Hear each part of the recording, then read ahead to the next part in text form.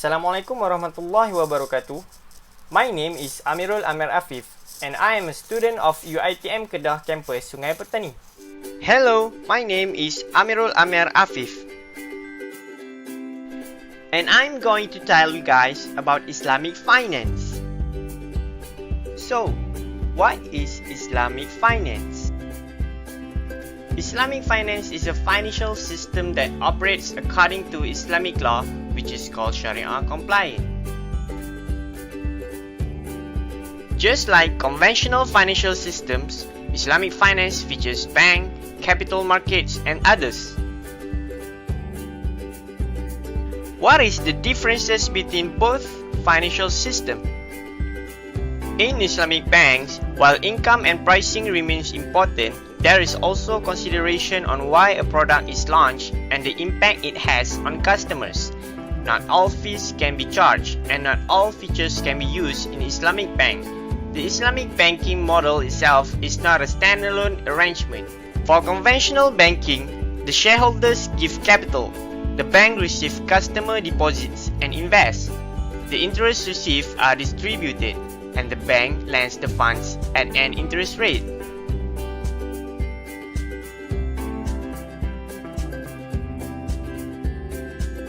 The operating mechanism of Islamic financial utilize Sharia compliant, and the types of structure must based on asset, equity, and debt, and the investors must be both Islamic and conventional. For conventional financial, the debt contract is used for placement of funds and approved by regulatory authority only. The types of structure is based on debt only, and the investors must be conventional only.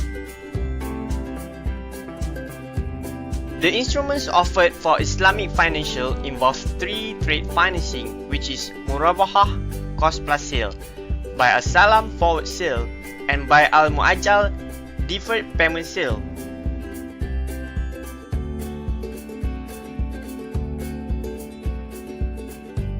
Next financing is Ijarah, which is contract for hiring person or renting services, while Istisna is contract of exchange where the funding party agrees to deliver a commodity at a predetermined future time at an agreed price.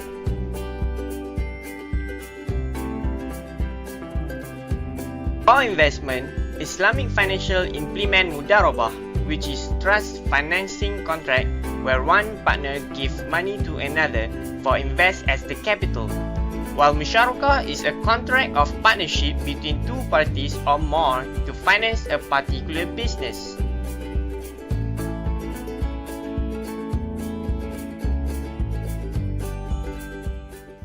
Okay, from my previous video, I have mentioned some basic points regarding Islamic finance and conventional finance. In this video, I would like to explain more in details so that we can understand more about both Islamic and conventional financing. So now, let's proceed to the differences between instruments offered by the financial system.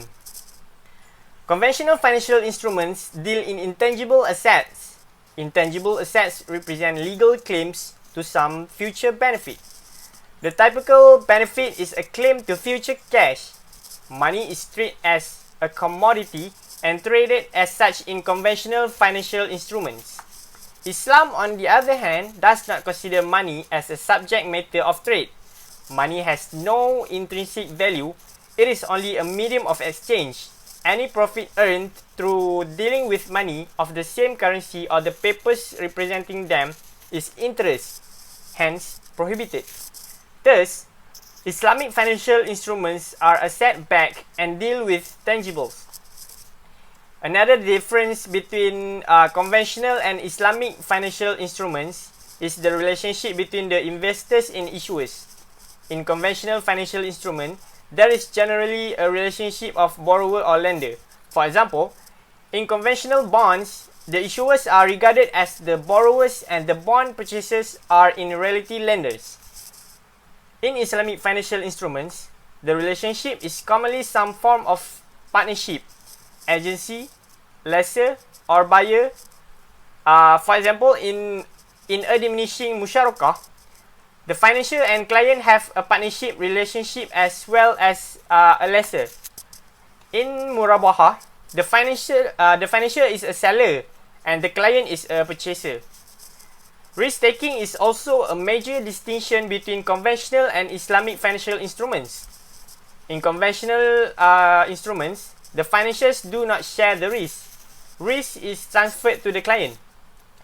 In Islamic financial instruments, the financiers must bear some risk in order to profit. Conventional instruments are not regulated by any divine law or ethical guidelines. Profit can be gained despite lying, excessive profiteering, and other unethical practices. Islamic financial instruments are governed by divine law and ethical principles. Lying, cheating, excessive profiteering, hoarding, monopolizing are all prohibited. Conventional instruments do not have many contractual rulings and principles to make them valid. Islamic financial instruments are governed by many contractual rulings. For example, Islamic financial instruments must be free from gharar, uncertainty.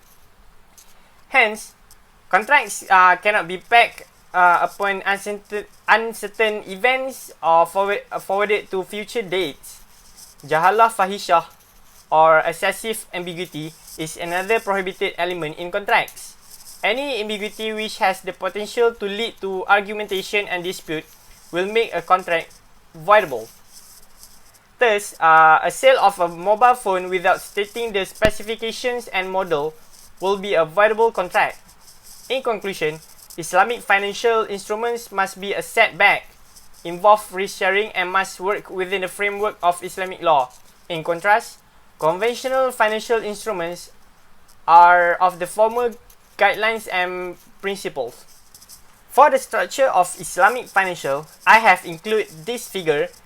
So as you can see, in Islamic banks, while income and pricing remains important, there is also consideration on why a product is launched and the impact it has on customers. Not all fees can be charged and not all features can be used in Islamic banking. The Islamic banking model itself is not an arrangement that can be stand alone. As for conventional banking structure, a conventional banking is designed to have two main functions, which is collect deposits and give loans. As such, income and pricing becomes important when introducing their products. Under the conventional banking, the modus operandi is shareholders give capital to the financial. Bank receive customer deposits and invest. Interest received are distributed. Customer requests for loans. Bank borrows interbank funds.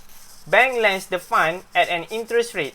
And lastly, the customer pay interest include with principal. For operating mechanism, Islamic financial interbank market utilize Sharia compliant contracts such as murabahah, mudarabah, and wakalah. The issuance process must be Sharia compliant and approved by both SSC of BNM and SCM. The types of structure is based on asset, equity, and debt. Investors must be both Islamic and conventional. The money market instruments have deposits type of mudarabah, interbank investment, wadiah acceptance, guard, commodity murabahah, wakalah deposit, and investment account platform. For conventional financial interbank market, the debt contract is used for placement of funds. The issuance process is approved by regulatory authority only. The structure based on the debt only and the investors are conventional only. The money market instruments are deposits type of which is interbank placement deposit. For value proposition of Islamic finance, it regulates sharing of profit and loss. It also have prohibition of the collection and payment of interest and riba.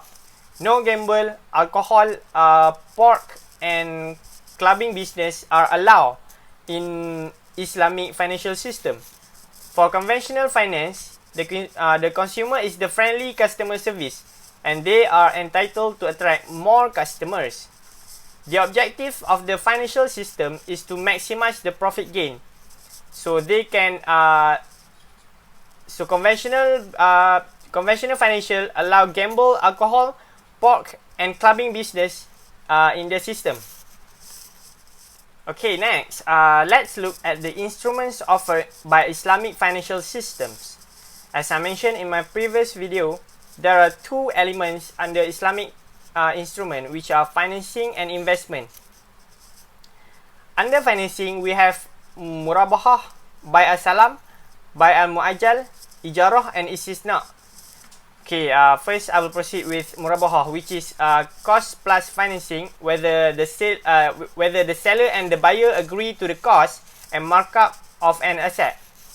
It is legal in Islamic law as it is not an interest-bearing loan but a form of credit sale. The purchaser does not become the owner of an asset until loan is fully paid. Next, buy al-salam, which is a sale agreement that involves advance payment for goods that are to be delivered later.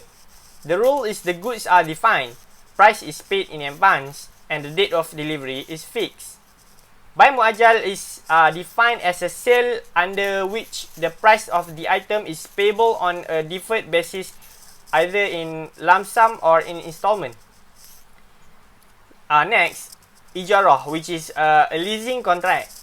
Bank buys an item for the customers and leases it to him over a specified period. Thus, bank earn profit by charging rental. Duration and fee are set in advance. The ownership of an asset is not being transferred to the lease, but it has the right to use it. Okay, lastly is istisna, which is asking someone to build an asset with an obligation from the manufacturer to deliver the asset to the customers upon completion. Okay, next let's look at the second element, which is investment. Under investment, we have mudarabah and musyarakah. Mudarabah is a business contract in which one party brings capital and the other contribute in labor and effort. The profit share is according to mutual agreement. However, the loss is borne only by the owner of the capital. Okay, next, musyarakah, which is a partnership between two or more parties, whereby all the contracting parties contribute capital to the musyarakah venture and share the profit and loss from the partnership.